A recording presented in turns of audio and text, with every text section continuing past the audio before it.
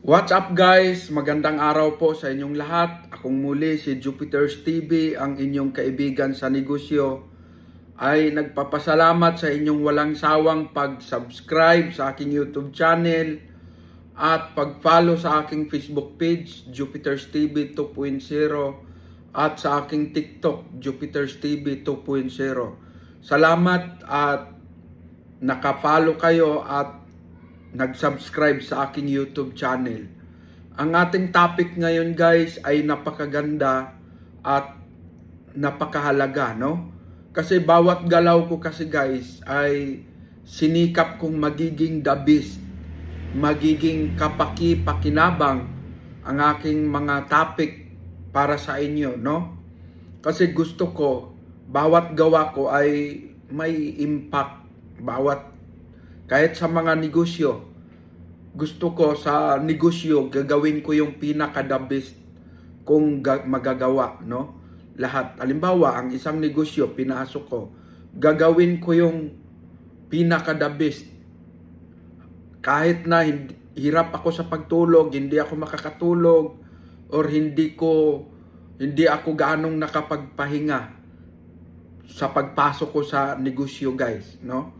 Diba, pinasok ko ang isang negosyo, nilalaanan ko talaga ng matinding sipag, nilalaanan ko ng matinding sakripisyo, nilalaanan ko ng pagmamahal yung negosyo, no? Kahit kaunti lang ang tulog, kaunti lang ang ginagawa ko talaga ang the best para pag hindi man mag-work yung aking negosyo, hindi man ako kikita, at least ginawa ko yung pinaka the best at hindi ko na talaga siya maaring balikan pa dahil ginawa ko na ang the best, walang nangyayari no, wala akong sinayang na panahon. Ganon tayo dapat guys sa pagninegosyo. Ang topic natin ngayon ay ano-ano ang mga negosyo, ano-ano ang mga negosyong akma o patok or kikita agad, ano naman yung mga negosyong hindi matagal ang investment ng pera mo, matagal ang balik, ang return ng tubo, or hindi natin namamalayan na ang pinasok pala nating negosyo ay talo sa expenses natin sa pang-araw-araw, lalo na kung yung negosyong ating ginawa ay yun lang din ang inaasahan natin, no? Yan yung napakagandang topic. Sana at tiyagain ninyong pakinggan guys. Makinig kayong mabuti, kayong mag-asawa. Yan lagi ang bilin ko, na makinig kayong mabuti dahil sa pagtatapik ko kasi guys ay wala ito sa iba. Hindi nyo maririnig sa ibang nagtuturo ng negosyo sa YouTube. Hindi naman sa pagyayabang, no? At isa pa, ang mga pagtuturo ng iba, parang hindi galing talaga sa puso yung pagtuturo nila. Mga maiksi lang at hindi ka satisfied, no? Ako sa pagtuturo ko guys, pinilit kong magiging satisfied kayo. Hindi naman sa pagyayabang, pinipilit kong magiging satisfied yung makikinig, may makukuha, no? May makukuha, ma-inspired sa ating mga sinasabi or maitanim natin sa puso ng mga tagapakinig yung ating mga sinasabi, no? Maraming mga negosyo na hindi dapat guys, baka mamaya mapasok ninyo dahil wala kasi gaanong nagtuturo ng mga negosyo kaya baka mamaya nagkulang kayo sa assessment, pag-aaral, pinasok nyo bigla, no? Lalo ikaw, OFW ka, bigla kang pumasok sa negosyong padalos-dalos o hindi mo inaral, hindi ka nabigyan ng tips, ay babagsak. Sayang naman yung pinagpaguran mo sa ibang bansa. Uuwi ka, umaasa kang makapagnegosyo, tapos ang pinasok mo palang negosyo ay logi, hindi akma, no? Hindi maganda, lugi. Kaya wala pa rin nangyayari. Kaya ang iniisip mo, mag-abroad na lang uli. So guys, no, ang negosyo ay napakaganda kung magawa mo itong may sistema, may kaayusan, may karapatan, at may pagmamahal, may sakripisyo. Ganun po guys, dapat tandaan ninyo ang sinasabi ko, makinig kayong mabuti, no? Ang negosyo, pag pumasok ka sa isang negosyo, dapat ang damdamin mo nandoon. Dapat ang pagmamahal mo nandoon sa negosyo. Mamahalin mo yon ng todo kasi ang negosyo, yun yung maghatid sa'yo sa pag-unlad mo, sa pag-ahon mo sa kahirapan. Kaya siyempre, nangangailangan din yan ng pagmamahal. Kasi ang negosyo, pag wala kang pagmamahal, ay hindi rin maganda ang iakyat sa'yo na pira. Hindi rin siya hindi masigla ang pirang umaakyat sa'yo. No? Parang wala lang kasi nagkulang ka eh. Parang ganito. Ang mga anak mo, pag nagkulang ka ng pagmamahal sa mga anak mo, may feedback eh. Pag nagkukulang ka ng aruga sa mga anak mo, mirong balik sa'yo na di maganda. May impact sa'yo na hindi maganda. Ganon din sa negosyo. Pag ginawa mong may pagmamahal, inaruga mo, ay ang balik sa'yo napakaganda. No? Napakaganda. Ganon guys, sa negosyo. Maraming mga nagninegosyo na wala sa kaayusan, wala sa ayos, ay bumabagsak na nagiging dahilan din ng iba ng pagiging ambunga, pagiging negatibo naman ng ibang mga nakakita. Diba? Ito, bumagsak ang kanyang negosyo. Nung bumagsak ang kanyang negosyo, dahil sa kanyang kakulangan sa preparation o pagmamahal, malasakit sa negosyo, bumagsak. Sino ang may problema? Yung nag-manage, yung nagdala ng negosyo. Bumagsak. Nung pagbagsak, nagiging katitisuran siya ng mga nasa palibot, ng mga nagnasang magnegosyo. Yun ang dahilan. Kaya yung mga nanonood, na mga nakakita, parang naibaba yung moral nila pagdating sa negosyo. Ayaw ko na, mamasukan na lang ako. Kasi ito, nagnegosyo, bumagsak. Maraming guys, sa pagninegosyo, marami kang dapat istadihan. Bakit naman ito? Dapat timbang-timbangin mong makailang bisis. Dapat tingnan mo to, bakit ito?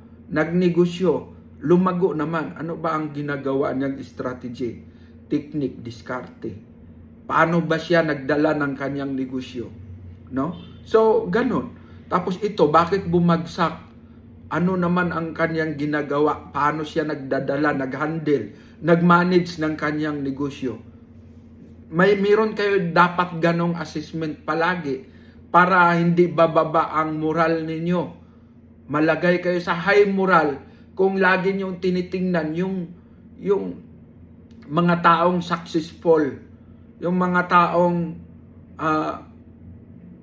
nagiging yumaman sa pagninegosyo. Tapos, titingnan ninyo, ano ba ang sikreto, ano ang dahilan, ano ang technique, diskarte. Dito, sa mga bumabagsak, titingnan nyo din, ano ang nagiging dahil, bakit siya bumagsak. Ano ang problema, ano ang nakita. Mayroon palang mga ginagawang kalukuhan, puno pala ng bisyo, puno, tapos magtinda lang, magnegosyo lang pag gusto. Maraming mga ganun guys. Magtinda, magising, tamad, hindi binigay ang the best. Kaya babagsak talaga. So, kayo guys, pagpapasok kayo sa isang negosyo, ay gagawin ninyo ang pinaka-the best ninyong magagawa. Yung pagmamahal. Bakit? Ang pagninegosyo, minsan lang dadaan sa isang tao yan. Mahirap, lagi ninyong tandaan, mahirap mag-ipon ng pangkapital sa negosyo. Mahirap magkaroon ng pera sa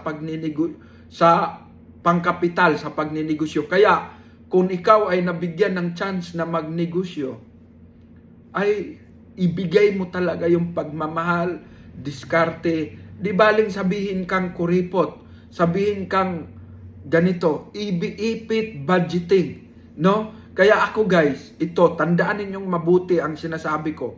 Pakinggan ninyong mabuti yung management. Panoorin ninyo guys. Ano lang yon? Wala pang isang oras yon. Yung itinuro kong management, panoorin ninyo, budget management, naka-upload. Panoorin ninyo, dalawa kayong mag-asawa. Kasi kung nagbabala kang magnegosyo, panoorin ninyo yon para may guide kayo, hindi kayo mababangkrap. Kasi meron kayong pattern, mahalaga yung may pattern ka, no? May pattern ka, ganon. May pattern ka. Parang sa hospital, parang yung siniswiro, yung reading ng critical na tao, nire-reading, gumaganon-ganon, no? Seismograph, parang ganon ba? No? Gumaganon. Pag patay na, palatandaan nun, straight na. Ibig sabihin, pag gumaganon-ganon yun, humihinga-hinga pa. Buhay pa ang tao. So may guide. Pero pag dumiritso na yon, ibig sabihin, wala na. Patay na. Anong ibig kong sabihin, guys? Mahalaga yung meron kayong guide o pattern or tinitingnan kung ang negosyo mo ba ay kumikita, ang negosyo mo ba ay bumabagsak, or ano na ang kalagayan sa negosyo mo, ikaw ba ay naka-neutral. Ibig sabihin, hindi ka kumikita, hindi ka rin nalulugi, hindi ka rin deficit sa So, napakahalaga, panoorin ninyo yun guys, no, pattern. Yun ay sarili ko lang nagawa yun, pero nakita ko napakahalaga nun kasi kumbaga effective sa akin eh. Bagaman ako ay walang pinag-aralan, first year high school lang, pero may batayan ako sa ganong ginagawa ko, kaya itinuturo ko sa inyo, no? Itinuturo ko sa inyo din ang pinaka-the best, no? Ano ang mga negosyo naman ang akma, ang napapanahon? Yung sinasabi ko, baka sabak na lang kayo ng sabak sa pagninegosyo. Bigyan ko kayo ng isang mga negative na baka pag mapasok mo ay hindi talaga maganda ang impact, guys, no? Halimbawa, bumili ka ng lupa. Bumili ka ng lupa dahil ang iniisip mo ay nagtataas ng value. Tumataas-taas ang value, no? Bumili ka ng lupa, tumaas ang expectation mo, balang araw lalaki yan, mabibenta ko ng mas mahal. Pero mali ka doon guys, ako na ang nagsabi, no? Mali ka sa thinking mo, sa iniisip mo. May dapat kang ayusin. Halimbawa, bumili ka ng lupa, ito, pakinggan yung mabuti, bumili ka ng lupa. Pag bumili ka ng lupa, siguraduhin mo lang na meron ka pang buffer na pera para sa emergency. Meron ka ding pagkakitaan. Yung lupa kasi, pag maganon ka na ng negosyo, lupa, mga ganon, realty business yun eh. No? Mga ganon, mga realty business, mga malalaki talaga ang kita nun. Pero, make sure na ang pira mo hindi yun lang. Tandaan ninyo ang mga sinasabi ko. Halimbawa, kung meron kang 2 milyon, binili mo yung isang property ng 1 milyon, yun, pwede yun dahil may 1 milyon ka pang pwedeng i-business, pwede mong i-rolling sa mga iba pang negosyo. Iyon, intact yun. Ang lupa na binili mong 1 milyon, maaaring mag-interest talaga ng malaki yun. Yun ang kagandahan. Pero meron kang dapat natitingnan na hindi dapat. Dapat aralin mong mabuti itong sinasabi ko. Kung wala ka namang pirang pang-buffer, huwag kang bumili ng lupa para ang target mo ay Kasi ang lupa, pag wala ka, in case na kailanganin mo ang pera, hindi mo rin mabinta ng baka lugi ka pa eh. Lalo na pag urgency or emergency. No, halimbawa, meron kang 300,000, wala kang pera. May binintang lupa, 300,000, binili mo kaagad.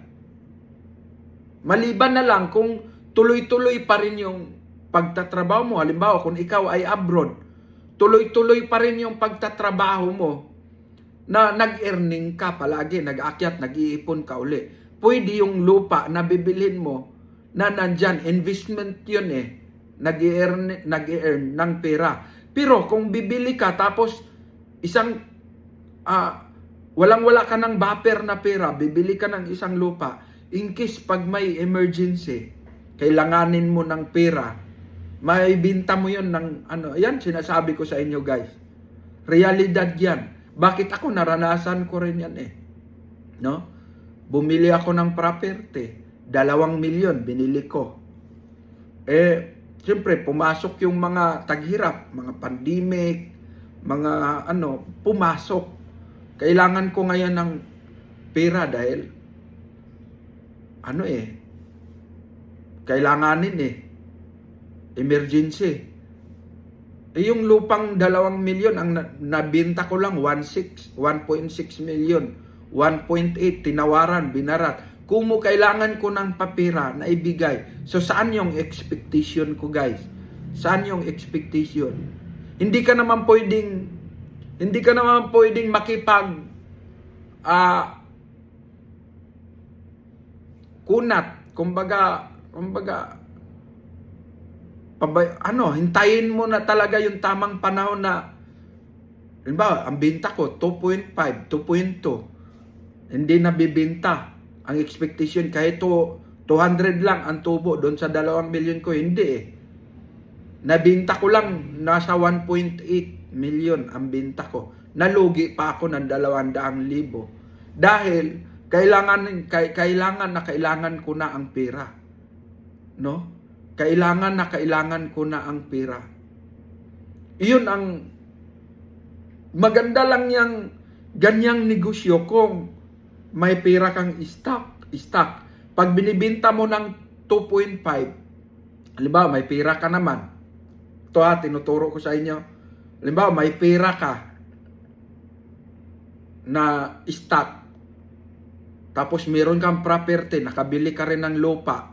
Investment mo, ibenta mo pag nagmahal after 2 years, ibenta mo.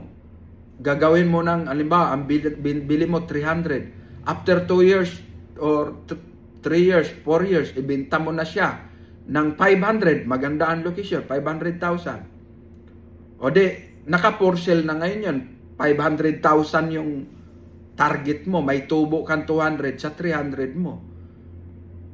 Binta hindi yun guys. Lalaban ka, halimbawa may pupunta, babaratin ka, hindi mo talaga siya ibibigay. Hindi mo ibibigay. So, maghihintay ka. Hindi mo kasi kailangan ang pera dahil business mo yung ginawa mo. Dahil hindi mo siya kailangan para sa pang-personal, hindi rin sa pang-emergency, hindi rin. Binibinta mo siya as business talaga. Ninegosyo mo talaga siya. So, may pumuntang buyer, hindi man siya bibili, binarat niya ng 400, hindi ka pumayag, okay lang. Kasi ang target mo ngang mabinta 500, gusto mong tumubo 200, or depende na din sa'yo kung ibigay mo ng 400, may tubo kang 100. Yun yung reality business, no? Yan yung yan yung negosyong pinapasok. Pero kung ibili mo tapos wala kang pera, in case pag may kailanganin kang pera o may naisip kang business, ibinta mo man yun. Pag may buyer, manghihinayang ka na doon sa buyer, lalo na pag interesado. Hindi mo maibinta ng ganon kalaki. Binarat ka 300,000, balik puhunan. Kung mo ang expectation mo, may papasukin kang business, nakikita ng mas malaki o kikita ng ibigay mo na yon para mapasok mo tong gusto mo. Or emergency. Pag emergency, kahit 250, ibenta mo na, magkapira lang para lang masalba mo itong emergency. So, yan guys ha, take note. Sa realty property, sa realty business, hindi ka pwedeng papasok dyan. Kahit maliit lang, kahit na may lupang ibenta 200,000, kung wala kang buffer, wala kang pera o wag ka munang magpapasok sa ganong negosyo dahil baka mabinta mo pa ng lugi yon pag wala kang pagkukunan. Inuulit-ulit ko guys para maintindihan. May mga iba nakukulitan, inuulit-ulit natin. Lagi niyong tandaan guys, hindi lahat ng tao mabilis makagets. Mabilis. Kasi itong ako wala ring grado. Walang kaya ang inaabot ko kasi yung katulad ko din na hindi makatapos. Kaya kung kayo, mga professional ang datingan ninyo, hindi po kasi para sa inyo itong mga tinuturo ko guys. No? Para sa mga mahirap itong tinuturo. Kaya ganon guys. Ano pa? Realty, wag kang papasok pag wala ka doon ha. Tandaan ninyo guys. No? Ano pa?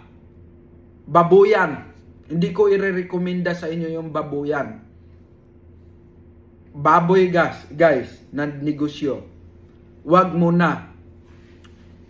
Wag muna. Kung ikaw papasok ng negosyo, nangapital ka, 10,000 o 20,000, kinapital mo 4, bumili ka ng 4 na baboy, o 3 baboy. Ang baboy kasi ganon-ganon guys, ang presyo. Ganon-ganon din ang presyo. Kaya hindi mo mabibenta. Parang mga kapatid ko, binigyan ko ng mga negosyo, tagli-5 baboy. Pinagawan ko sila ng babuyan. Parang kulungan. Binigyan ko ng pangkapital. Gawa sila, tagli-5. Tapos binilihan ko ng tagli-5 baboy. At saka binigyan ko pa ng tagli-5 feeds. No? Halos nasa 45,000 ang kinapital ko guys. Lugi eh. Lugi. Bakit? Biglang bagsak ang presyo. Isa pa guys, kung iyan ang negosyong aasahan lang, halimbawa, nag-abroad ka, umuwi ka, magnegosyo ka ng babuyan, wag mong asahan yon na iyon lang din ang aasahan yung kikitain mo doon. Wag. Bakit? Ito ang mga sinasabi ko, ang baboy di mo kaagad-agad mabibinta. Once na kailangan mo, di mo kaagad mabibinta yun. Hintayin mong magiging 2 months pa para maibinta mo siya. 2 months or Halimbawa kung ang pamilya mo nag-expenses kayo ng 500 per day sa pagkain, dahil pagkain, expenses mo, gastusin, 500 per day, magkano ang isang buwan? 15,000. No? 15,000. Sa loob ng 2 buwan, 30 million expenses lang ng pamilya mo. O, 2 buwan yon. Bago mo may binta ng ang baboy mo, kung yun lang din ang inaasahan mo, lugi ka na. Kasi yung 5 baboy mo, hindi ka tutubo ng 30,000 sa loob ng 2 buwan. Kasi unang-una, may feeds. Gastos ka ng feeds. Tapos siyempre, guys, yung pag-aalaga ng baboy, kailangan mo din gastusan din yung sarili mo. Computin, ilagay mo din sa expenses yung nagastos mo sa galaw mo, sa pagtatrabaho mo para alagaan siya. Paliguan, linis, dumi ng baboy, linis, tapos pagpapakain. Kailangan din, bigyan mo din ng kahit kaunting sahod yung sarili mo. Isama mo sa computation yun. Lugi yun guys. Maganda lang ang babuyan kung ganito pa rin guys. Maganda. So itinuro ko sa inyo yung pwede o hindi. Diba, yung realty, binibili kang lupa,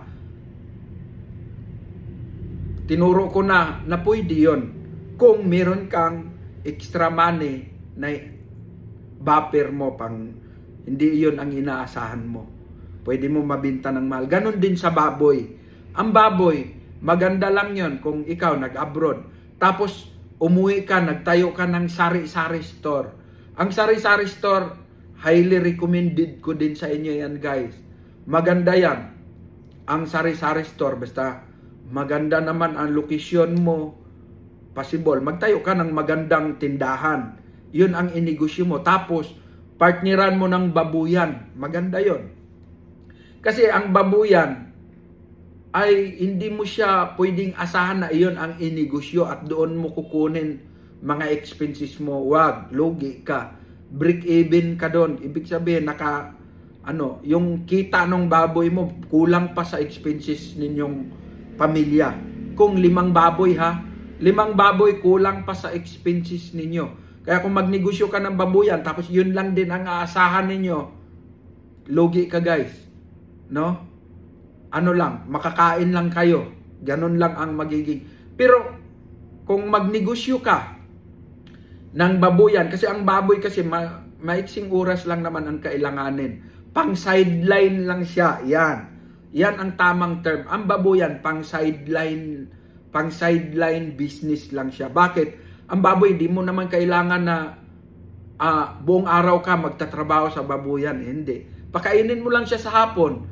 Pakainin sa umaga, linisan. Yun lang. So, mga 1 oras lang ang gugulin mo dyan sa babuyan sa isang araw.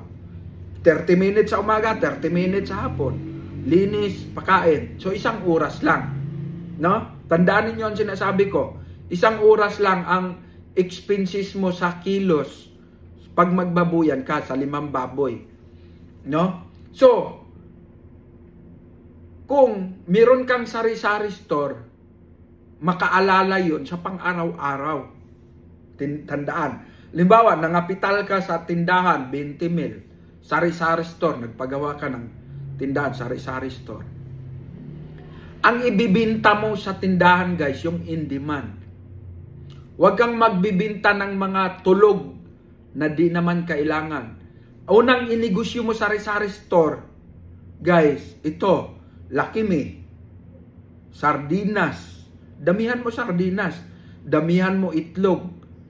Damihan mo din ng bigas. Necessary yun eh. Kailangan, importante yun. Yung araw-araw na kailangan ng mga tao. Bigas at saka mantika. No? Mantika. Mahalaga yun. Itlog. Kailangan yun. Tuyo. Mag-ano ka rin ng tuyo. I-repack mo. Tuyo. Yung mga bagay na kailangan, lalo na kung ang komunidad nyo naman, ang area nyo, maraming mga mahihirap. Ang mga mayayaman, guys, tandaan ninyo, bibili yan doon sa sa palengke. Bibili yan doon sa Yung mga mahihirap, nagtitipid yun. Yung ibili nila sa palengke, pamasahe nila, ibili na lang nila ng sa'yo, mas nakakatipid sa'yo. So, practical. Pag magnegosyo ka ng sari-sari store, na ang ititinda mo, yung kailanganin ng taong mga mahirap. Mantika, Lucky Me, Pancit Canton, itlog, damihan mo ng itlog, tuyo, asin, yun yung mga kailanganin. Yun yung mga ininegosyo mo, guys. Yun yung mga damihan mo, no? Yun yung mga asukal, kape, yan yung tinapay, yan, damihan mo yan. Kailangan yan yung tinapay, mahalaga sa mga tao yun. Na kape, kailangan nila yun, yun ang minsang inaalmusal bago papasok sa trabaho. Di ba? Yan yung in demand. Huwag kang bili ng mga alam mo naman, mayaman lang ang maka-afford. Huwag ka doon ka bibili sa mga practical food. Kung ikaw ay mag-sari-sari store. Tapos, isang tips, sa sari-sari store, guys, mahalaga pa rin yung meron kang expenses. Nilista mo yung mga expenses mo, regular expenses. Halimbawa, 15,000. So, 15,000 sa isang buwan, expenses mo. 500, no? 500 ang araw nun. Ang 100, i-budget mo sa pagkain ng baboy. Siyempre, ang babuyan mo, nangangailangan ng kapital yon. May feeds kang ipapakain bago magiging pira yon. No? Or, 200 ang budget mo sa baboy araw-araw. 200 na feeds. 6,000 yon sa isang buwan. Pero kukulangin pa rin yun, guys. Baka nasa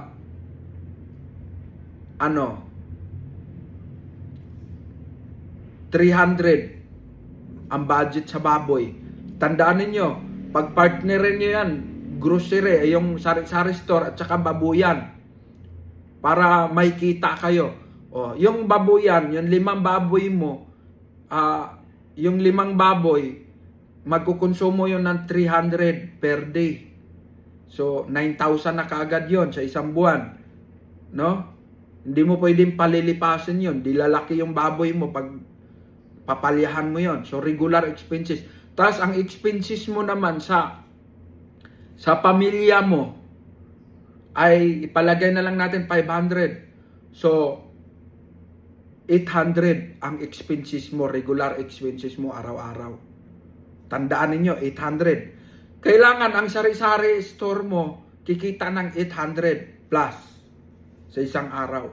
Kasi pag mababa doon, halimbawa, makabenta ka ng, ang binta mo sa isang araw, 2,000, 3,000, may tubo kang 800, halimbawa, buminta ka buong maghapon, 4,000, nakatubo ka ng 800, alam mo kaagad, mapupunta lang sa expenses yun.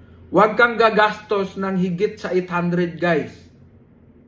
Kasi pag gagastos ka ng higit doon sa kinikita mo, halimbawa, ang kita ko, kailangan may record ka sa bawat out sa sari-sari store mo. Karamihan kasi mga nakita ko sa mga nagsari-sari store sa amin, wala silang record dapat nire-record yan record, may bumili ng mantika, isang bote, bumili, alam mo kaagad magkano ang tubo doon, may tubo ka, para pagdating sa hapon, napakahalaga ng audit, liquidation audit, magkano ang tubo, kasi ang tubo lang ngayon 600, ang expenses mo 800, lugi ka kaagad ng 200, para makapag-adjust ka. Makapag-adjust ka kung anong pwede mong i-adjust. No? Kung 500 expenses ng pagkain sa pamilya mo, lahat, pwede kayong magtipid. Maglaga lang muna kayo ng sitaw. Bakit? Hindi kumita yung sari-sari store mo.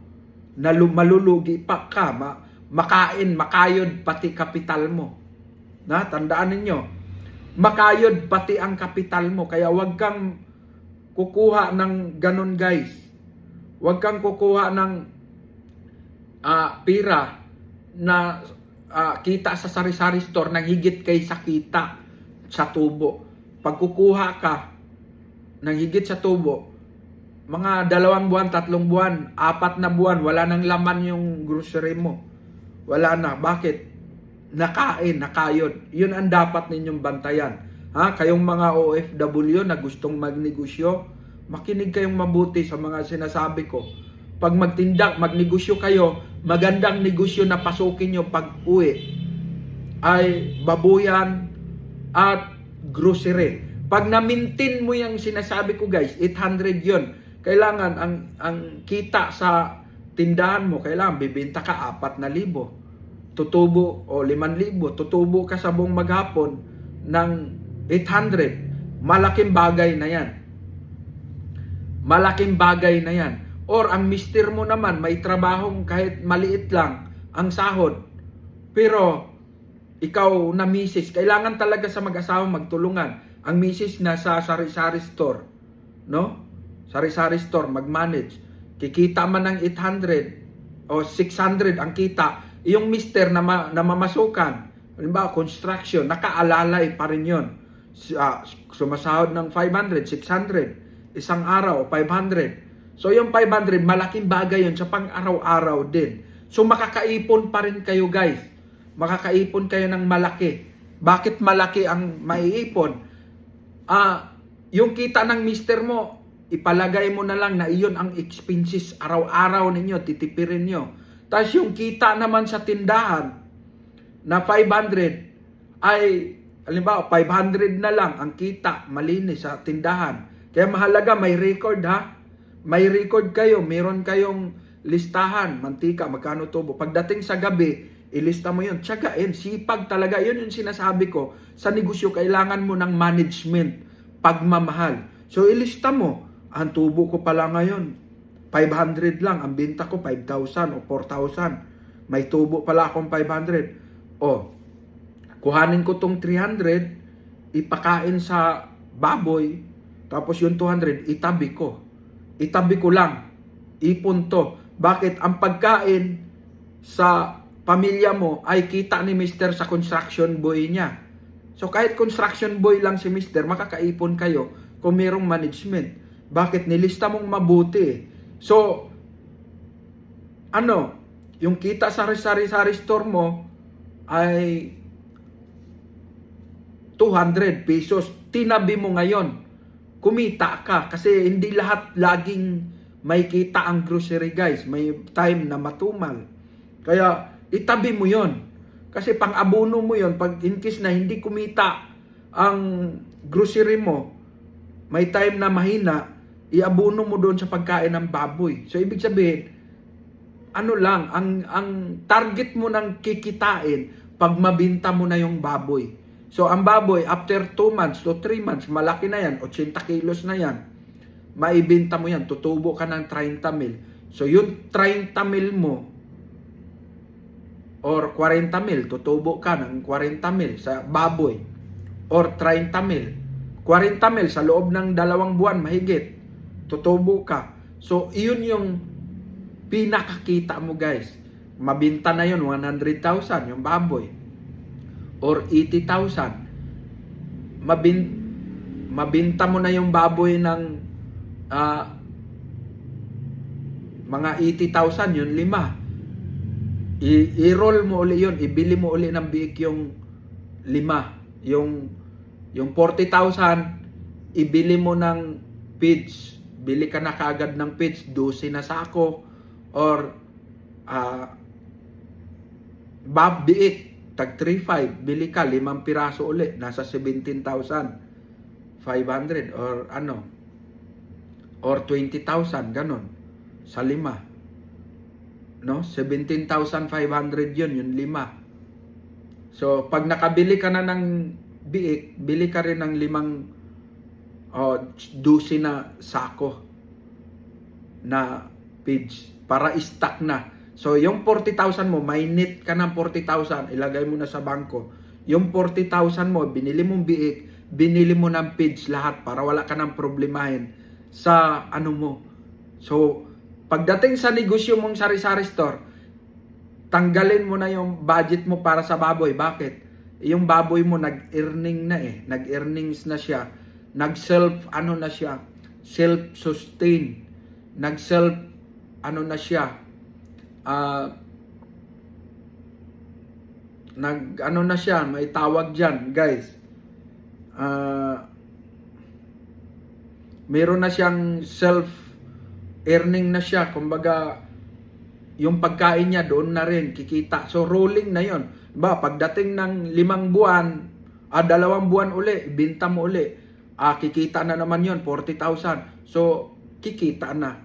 40,000, itabi mo, 40,000, bili uli. Rolling na siya, rolling na yung baboy mo. No, rolling na siya. No, rolling na. Kumbaga, may feeds na, hindi ka naman problema doon sa pagkain. Tapos, rolling na siya. So, ang baboy mo, after 2 months mahigit, nagpasok sa'yo ng 40,000, 20 mil ang isang buwan. So, kumita ka na. 'Di ba? Pero, napansin ninyo, ang pinag-anuhan natin yung baboy, ang kita, yun yung earning mo. Pinaka-savings mo na, income. Bakit? Yung kita ng baboy, hindi mo pinangkain, hindi ginagastos sa iba, sa mga pampamili eh. Kasi may resources kang iba, yung grocery. So dahil dito sa grocery, dahil ang baboy mo, kumikita na, no? Yung grocery mo, bawasin mo na yung 300, di mo na ina-allocate para sa baboy. Yung 300 ay iniipon mo na. 'Di ba? Yung 300 iniipon mo na. Savings mo na din doon sa grocery yon. May kita ka na din sa grocery. May kita na. So, ang mister mo, tuloy-tuloy pa rin siya. Tuloy-tuloy pa rin siya. Huwag siyang titigil doon sa kanyang pamamasukan na nagbibigay sustain naman sa pangangailangan niya sa araw-araw. So, ang kita ng grocery mo, kumikita, kikita din yung baboy. Papasok, aasinso, matutupad na ang pangarap nyo, guys. No? Makikita nyo, maganda na ang result mo. Ikaw na nag-abroad, kaya nang kitain dito yan. Pero dapat meron ka doon sa mga sinasabi ko. Pag hindi nyo masunod yon, babankrupt ka. Pero take note, guys, wala doon yung bisyo. Wala doon. Makita nyo yung pinag-usapan natin, wala doon yung bisyo. Wala doon yung alak, sigarilyo ni mister. Wala kasing puwang para sa pagtuturo ko yung ganun, guys. Dahil sa pagninegosyo, pagpapasok ka ng negosyo, alisin yan. Ang bisyo. Kasi ang bisyo, malas yan. Malas yan. Doon na pupunta. Tapos, panoorin mo ang management ng pirang itinuturo ko. Pag meron ka niyan. Para naman, ang mister mo, pag magpatamad-tamad sa pagpasok ng construction, ay alam mo kaagad na yung kita niya pang expenses ninyo, pag hindi siya magtinda, pumasok sa trabaho, saan kukunin yung 500 na expenses ninyo? Dapat nakabantay din kayo niyan, guys, no? Hindi tinatamad, hindi pumapasok. Baka yung kita sa tindahan na 500, doon mapupunta yon sa expenses nyo sa araw-araw. Kung 2 beses, hindi pumasok ang mister mo sa construction, yun lang ang inaasahan yung pagkain, ay ang expected mo na yung grocery mo hindi kikita dahil doon lang din sa pagkain nyo sa araw-araw. No? Take note, huwag kang gagastos doon sa tindahan, sa grocery mo, ng higit kaysa tubo. Kaya mahalaga sa grocery, huwag kang magpatamad-tamad. Huwag kang magpatamad-tamad, no? Sa grocery, huwag kang magpatamad-tamad. Ililista mo yun. Dapat masipag kang mag-liquidate. Karamihan, bumabagsak. Bakit? Hindi nagli-liquidate. Gumagastos ng higit kaysa kinikita. Kumikita lang ang grocery, ang kanyang sari-sari store, kumikita lang ng 400, 300. Ang ginagastos, 600. Napupunta sa 3 buwan, 2 buwan, wala nang laman yung grocery. No? Dismanage, yun yung sinasabing dismanage. Kaya kayo, mga OFW, gustong magnegosyo, pag uwi dito, magandang kombinasyon baboy at saka grocery. Tandaan ninyo yan. Tapos, nakaalalay din si mister sa pagtatrabaho. No? Nakaalalay din si mister. Ganon. Kung pag-uwi nyo sa abroad, uwi dito, magnegosyo, kailangan focus sa pagninegosyo. Mahalin ang negosyo. Huwag haluan ng bisyo. No? Kasi pag hinahaluan mo ng bisyo, babagsak kayo. Yan, napakagandang topic natin, guys, di ba? Sa gustong mga mahihirap na tao na gusto talagang makaahon, meron kayong ganong pattern dapat. No? Huwag kang magpatamad-tamad, kailangan na may lista ka talaga, nakalista. Bakit? Kung may lista ka, mababahala kang gumastos ng higit kasi alam mo kung magkano lang kinikita mo sa isang araw sa sari-sari store mo. Kumikita ka ng 350 lang, nako, matataranta ka. Bakit? Baka mag-expenses ka ng higit sa kita ng sari-sari store. Tapos ang mister mo pa patamad-tamad. Kaya focus kayo sa pagninegosyo. no? Tiis-tiis. Pag nakaipon na, saka na yung, pag nakakaipon na ng malaki, saka na tamad-tamad dahil may pera ng nagtatrabaho para sa inyo. Ang baboy, pag nakakaipon kayo, pwede nyong gawin ng 10 kasi na mag self-sustain yun eh. Hanggang sa palaki ng palaki ang pigirin nyo, magiging 10 na, magiging 80,000 na ang papasok sa inyo sa loob ng 2 buwan mahigit sa 10 baboy. Magiging 80,000 na ang papasok. So meron na kayong 40,000 halos sa isang buwan na kita sa isang buwan monthly. Malaki na. So ganun guys, doon nagsimula ng mga negosyante. Paano sila lumaki ng lumaki? Magugulat kayo, dati nag-umpisa lang sa baboy na ngayon pigirin na, 100 baboyan na. Iyon yung sinasabi ko sa inyo guys. Iyon ang susi para magiging successful ang isang negosyo. No, sana naintindihan ninyo ang ating topic, no? At isa pa, wag kang magpapautang sa grocery mo. Sa sari-sari store, wag magtitiis. Pasensya na kamo. Wag, ganun lang, prangka. Pasensya na ha. Pinapaikot lang po marami pa kasing nangutang na hindi pa nakabayad. Wala akong maipamalingki. Ganun lang. Ganun lang. Kung ma-turn off o hindi bibili, okay lang. May iba pang bibili. Yung mangungutang, hindi na mangungutang, yung anak na lang ang uutusan, bili ka doon. Hindi na mangungutang kasi prangka ka. Mas maganda prangka. Tapat. Ang pagsasabi ng tapat, pagsasama ng maluwag. Bible version guys. Bible version. Ang pagsasabi ng tapat, pagsasama ng maluwag. Kapitbahay mo gustong umutang sa tindahan mo, wag muna. Pasensya na po, marami pa akong singilin, di pa nakasingil. Wala pang mapaikot. So, para matuto din yung kapitbahay mo na, ayan, hindi nagpapautang yan. Matuto din yan pagpunta sa tindahan mo, cash ang dala. Hindi laway o utang, no? Kasi, ang pera, ang tindahan, pag inuutangan ka, 2 linggo, hindi ka binayaran. 1 buwan, di ka binayaran. Ano yun guys? May value po yun na pwede mong ikakabagsak. Kasi, limbawa, ang utang, umabot na ng 200. 2 buwan ka, hindi na babayaran. 1 buwan, di ka na babayaran. Kung binili mo yung 200 mo, sa loob ng 1 buwan, nag-accumulate na yun. Binili mo ng 1 tray na itlog yun, ang tubo ng itlog na kumikita. So yung 200, pag tumutubo yun, yung 200 mo pag hindi mo pinautang. Kung pinautang mo 1 buwan, 2 buwan ka, hindi nabayaran, tulog ang pera. 200 tulog, hindi nag-earning. Napakahalaga sa pera na mag-i-earning siya, no?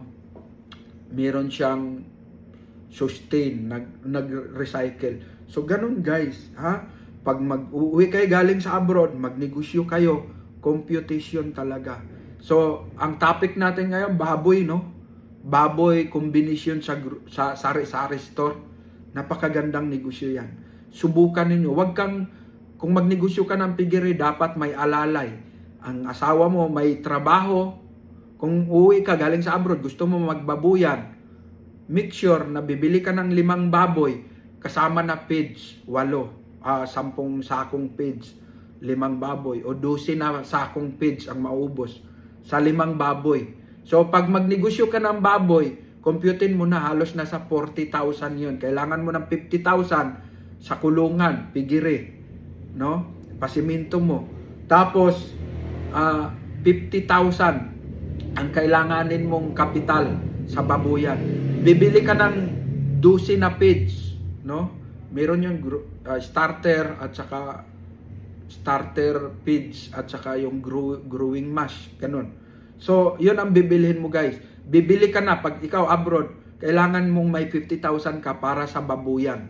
Pagawa ka ng pigiri. Pag pagawa mo ng pigiri, no?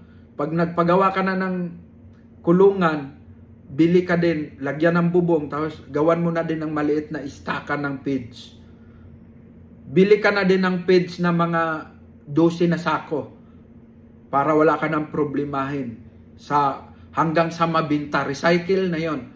So, pag ikaw OFW, mag-ipon ka ng 50,000 para sa kulungan, 5 baboy at saka sa feeds. Mahal ang feeds, 2,000. Mahigit. Bibili ka ng 12, nasa 20 plus yon. Baboy, 17,500 yung biik. Magpabakuna ka pa, injeksyonan mo pa yon. Tapos, yung kulungan, mga 10,000, hollow blocks, pailan mo. Ganun. So, 50,000 ang kailanganin mong kapital sa babuyan. Sa grocery naman, mga kapital ka rin ng 30,000.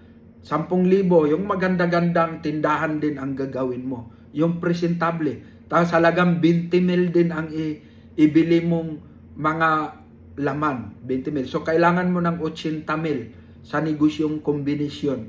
Piggery at saka tindahan.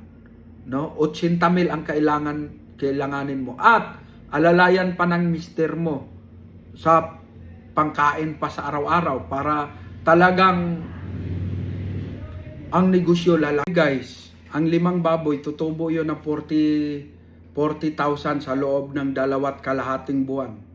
No? Hanggang 3 buwan. 2.5. Tutubo yun ng 40,000. Kasi ang magagastos mo doon, 12 na feeds. 12 na sako na feeds. Siyempre, yung pagbili mo sa baboy, no? Pagbili mo sa baboy, 17,500. So, halos nasa 40,000 na mahigit yung kapital. Kaya ang mabinta mo yung baboy na yun, nasa 80,000. Kaya ang tubo mo, nasa 40,000 ang tubo mo. 45, mga ganon. 40 to 45,000 ang tubo. So, sa loob ng 2 buwan at kalahati. So, papatak, 20,000 lang yun, guys. No? 20,000 lang mahigit. 20,000 lang ang isang buwan mo. So, dahil 20,000 lang lalabas ang isang buwan, so, kailangan mong kung makaipon na, bili ka uli. No? Bili ka uli ng ganon. So, 40,000 uli. Mag-ready ka uli ng 40,000 para magiging 10 piraso na yung baboy mo. Bili ka uli. So, imbis na 12 na feeds, gawin mo ng 24 yung feeds mo. So, 24 na sako yung feeds mo. Tapos 10 baboy, biik na yun. So, recycle na yun, guys. So, ang tubo mo halos nasa 90,000 sa loob ng 2 buwan at kalahati. No? Nasa halos, estimate lang yan, no? 90,000. So, papatak na sa 40,000. 40,000 ang isang buwan mo, lalabas. No? 40,000. So, sa 10 buwan, may 400,000 ka. No? Sa 20 months, may 800,000 ka. No? Sa 30 months, milyonaryo ka na, guys. Mayroon ka ng 1.2 million. Sa 2 taon mahigit, may milyonaryo ka na. Ganun po ang estimate. Bakit? Hindi mo nagastos yung pigiri mo hindi mo nagastos ang pera doon, expenses Hindi mo nagastos. Dito mo kinukuha sa grocery at doon sa pamamasukan din ng asawa mo bilang construction boy. Kahit construction boy lang asawa mo, nakasustain naman sa pamilya mo, pagkain. Ikaw na galing sa abroad na nagnegosyo din ng grocery, nakatutok sa baboy at saka sa grocery. Magiging milyonaryo kayo sa loob ng 2 taon at kalahati. Ganun, guys. Sana nagustuhan ninyo, no? Huwag kayong magsawang mag-follow, mag-subscribe sa ating mga topic, guys, sa ating YouTube channel. No? May iba pa, marami pa akong ituturo, diskarte na ituturo sa inyo sa mga susunod.